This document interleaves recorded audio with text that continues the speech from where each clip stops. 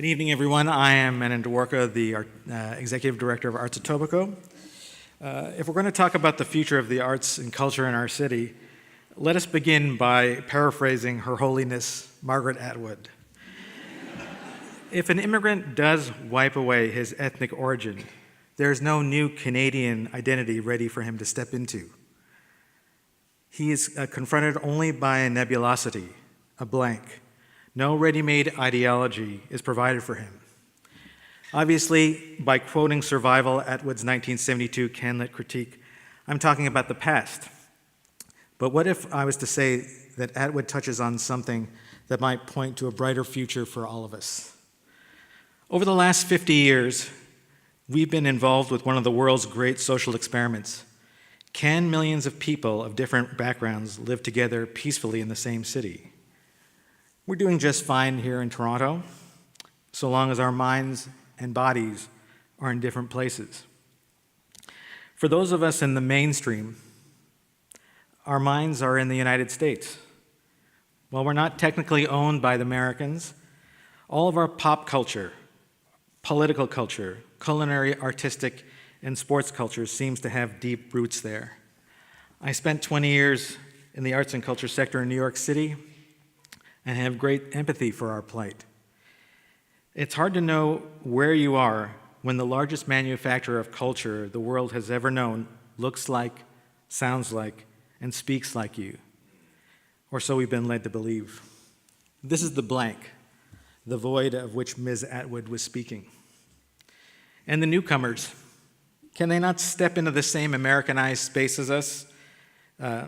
They could, but their minds are elsewhere too, back with the families and friends they left behind for a better life. Our primary difference from newcomers is that we are dreaming of different places. But what if having your mind and body in different places was a virtue? What if their dreams of home and our dreams of America, or Britain for you older folks, all landed in the same physical space? What if that was something we all shared? What if that's what made us all Canadian? One of our previous prime ministers tried to divide the country into old stock Canadians and newcomers. But I actually like to think that most of us are new stock Canadians, people who are acclimated to the Americanized culture we inhabit in our day-to-day life, but who also are versed in the culture of our ancestors, whether they come from points across the globe or from our First Nations. We seamlessly move back and forth, fiercely clinging to one part of our cultural makeup in one moment, rejecting it outright in the next, without any fear of inauthenticity or betrayal. We are as much here as we are there. New stock Canadians understand that the roots of our culture come from elsewhere, and navigating that cultural landscape requires a new kind of cultural literacy. It's basically knowing everything from everywhere, from any time and place. If only there were tools to help us pull information in real time from a large global database to decipher the world around us. Of course, I'm being facetious, but imagine if we could use the internet and social media to virtually tag every artistic and cultural creation with metadata pointing to all the people and things that went into its making.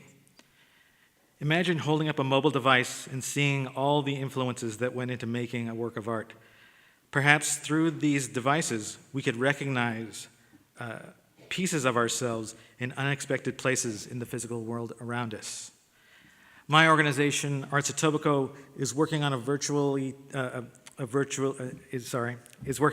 tagging the 30-odd murals of Islington Village through an augmented reality project.